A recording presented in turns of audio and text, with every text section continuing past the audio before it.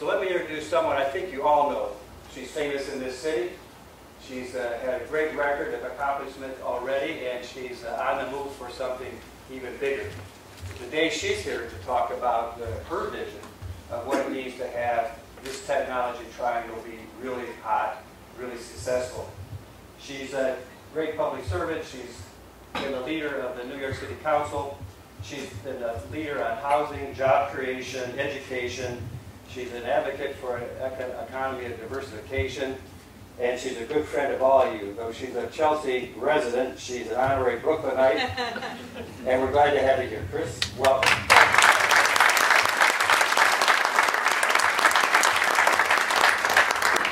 Thank you very much, President Holden. And I guess Marty has bestowed on the president here the ability to give out honorary Brooklyn membership, so I appreciate that. I'm not sure if it's famous or infamous, but listen, funny story, one of the things you're like, especially sometimes people recognize you, and that can happen at, odd moments. I'll share with you two stories. Some of the women in the audience will appreciate this. I was waiting last year to get my annual mammogram, so, you're in the waiting room, and you have a, not the most, it's not a robe like you get at a five-star hotel. You know what I'm saying? It's barely a robe at all. And I'm sitting there, there's a woman and her mother. The mother was probably in her 80s, and much like my father, who's 85, she thinks she's whispering, but she's not. And, is that Chris Quinn? You think she's old enough to need a mammogram? What? Down there. The second moment was recently I was walking the dogs and bent over, following the rules of the pooper scooper, and somebody apparently recognized my butt, which I'm not really sure what that means in my life, but nonetheless.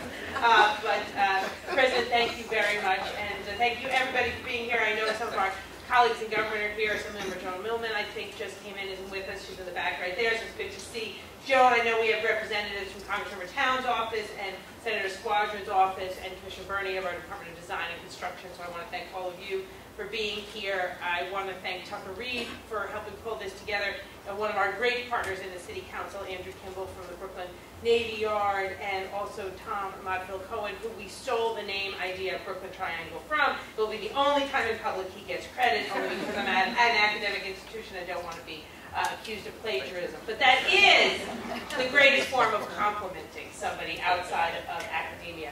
And I just want to say, President, I was thinking when you were talking, sometimes you're really famous when you have one name, like Cher or Madonna.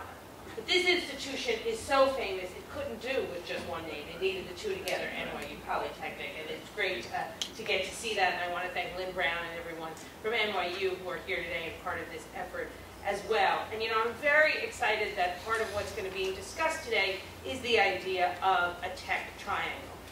One, because it's fun to have initiatives that have alliteration in them, but two, this is a great way to create the potential to put people to work in New York, and put people to work in New York in good jobs that can help them really support themselves and their families in very, very solid ways. It's also part of our real drive to make New York City the tech capital of the world. And I really don't think we should feel we're done until we've gotten to that spot and beyond. And Brooklyn really is one of the key places we need to look to make that happen. And part of the idea behind the tech triangle, in addition to job creation and diversifying the economy, is also adding into how we do planning, kind of the idea of smart planning. Planning that isn't just about how tall, how wide, how much FAR, but about how do we plan in a way as government that actually is creating economic opportunity for people and creating opportunity that then the private sector can push forward in a way that really benefits people. We have 10,000 tech firms in New York City. They presently employ more than 100,000 people. It's one of our healthiest sectors, so it's really right for all of us at this moment to push that, take that health, and move it even further. And you look around, not so far from here, Dumbo, the Navy Yard, under Andrew's leadership, they've become incredibly popular places for tech companies to go. So much so that, there's, which is a good thing, not huge vacancy rates in this area, and these companies have the real potential to, expand in a very, very significant way. And I mentioned Tom before, but in the fall we were visiting, myself and folks on my team, the Dumbo area, meeting with the bid there, and really saw firsthand how kind of cheek to jowl everybody is in the space there who is doing tech work. And that tour was part of a kind of info gathering process we were involved with in the council, leading up to a speech I gave to the Association for a Better New York, where we outlined a 9-point plan to diversify our economy and create jobs. And a big part of that plan was the idea of a tech triangle and other tech initiatives. Because if you think about the Navy Yard, you think about Dumbo, and then you think we need more space. You don't really have to have a polytech degree to figure out, no offense, that the next good spot to go to would be downtown Brooklyn. And the other good thing there is potential there. There's space that we could rework to make work in this exact way. Now, one of the great things about those three areas is they're not so far apart. One of the bad things about those areas is they really are far apart in the sense that there's no way but from walking from one to the other, which is just too far to do. So part of our effort on the governmental side is going to have to be, obviously, to overlay some type of transportation. But the good thing is we're not going to have to build a subway to do that. The kind of thing you can do with buses and other projects. You know, I just want to say, as part of our effort supporting the Navy Yard, we've been very happy and proud to support their Project 128, which is a tech co-manufacturing space that'll open in 2014. Let me tell you, Andrew's never seen a project. He wasn't happy to come ask us to support the council, but that is a good one. But I want to mention today, in addition to thanking you all for having this conversation, another project that we are supporting as it relates to this concept of a Brooklyn tech triangle. And really, part of the other thing that's exciting about Brooklyn is that close to 60,000 students you have here, they're the folks that you all will be training, supporting, educating so they can graduate, not just work in the tech triangle, but become the leaders of the tech triangle and then move that triangle more broadly out all over the rest of the 5 boroughs and create opportunity for other New Yorkers. So over the next 6 months, we're going to work with the Navy Yard and the bid and the partnership to try to get this done. And that's why today, I'm proud to announce that we are going to fund, out of the City Council's discretionary funds, a comprehensive planning study that will provide what we hope will be a blueprint for growth in the Brooklyn Tech Triangle. It's going to take into account things like placemaking, attracting retail, architecture, public spaces, so this is a place people want to work, so they have the amenities that workers need. 2, as I said, transportation and infrastructure. How do we connect these 3 areas in a way that really works? 3, economic development. What type of firms do we want? How do we attract people? What conditions are needed to attract and retain folks? You know, part of that effort, we're also going to be working on getting a tax credit for the city passed in Albany this year, which would be an angel investor tax credit for biotech and medtech, which we think will be a way to really attract more of that investment, because that really is where the next wave of tech is going to be over the next decade, and also workforce development. How do we create partnership with this school, other universities, to make sure New Yorkers are ready for this job? I will just say also, in addition to looking at that workforce development through this study, we're also working right now with a very exciting program that came out of a conversation with a Dumbo company, Huge, in partnership with CUNY. You know, in talking to folks at Huge, they talked to us about having vacancies, lines they couldn't fill for jobs, which seems crazy in a time when so many people are unemployed. So we discussed an idea with them, which thank God they said made sense, because otherwise it would have been terrible if the leaders in the industry shot it down. But, you know, this industry, I don't know all of you, it moves so quickly.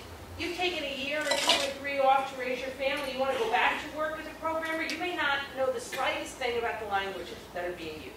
But it's absurd for you to have to go back and get a new degree. Not that a new degree, a second degree isn't a nice thing, President. I'm not saying that. But it's not always practical. So guided by industry leaders, with CUNY, we're going to be launching over the next year a computer language certificate program.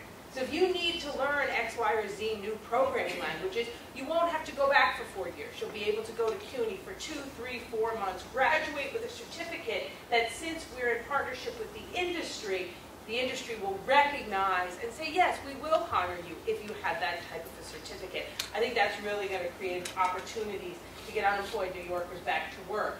But I just want to thank everyone for being here today. We're very excited about this study that we are going to fund and work on with all of you, because what we don't want is tech expansion, the tech triangle, opportunities to put people to work, opportunities to become better than California, which is always a good goal. We don't want that just to be things we talk about. We want those things to be things we accomplish. I want those to be things we accomplish before I end my term as speaker next year. And this study is going to give us a blueprint to do that. And all of your time, energy, and commitment and belief in Brooklyn is also going to give us the blueprint to do that. So thank you all, and have a great day.